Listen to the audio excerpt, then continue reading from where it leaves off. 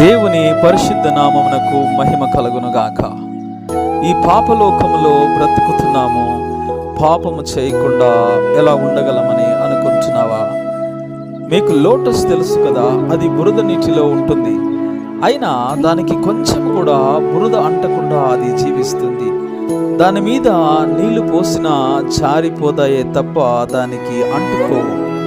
మనం కూడా పాపలోకములో ఉన్న పాపాన్ని అంటించుకోకూడదు. అలా ఎలా సాధ్యం అంటారా?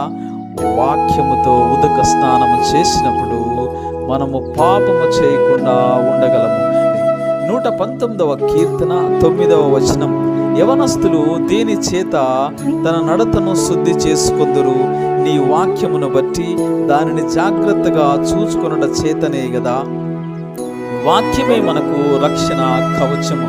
నిత్యము మనము వాక్యాన్ని ధ్యానిస్తూ ఉంటే, నిత్యము మనం వాక్యాన్ని వింటూ ఉంటే, దేవుని ఆత్మ కార్యము మనలో జరిగినప్పుడు మనము శ్రేష్టమైన దానిని ఎన్నుకుంటాం. ప్రతిరోజు ఎన్నో పాపపు ఆలోచనలు మనకు కలుగుతాయి. అయితే వాక్యము మనలో ఉంటే ఆ వాక్యము మనల్ని కాపాడుతుంది.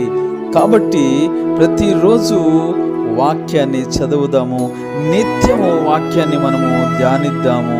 బురదలో ఉన్న కమలము ఎలా బురద అంటకుండా ఉంటుందో, మనము కూడా ఈ పాపపు లోకములో పాపము అంటకుండా జీవిద్దాం. ఆమేన్. Praise the lord.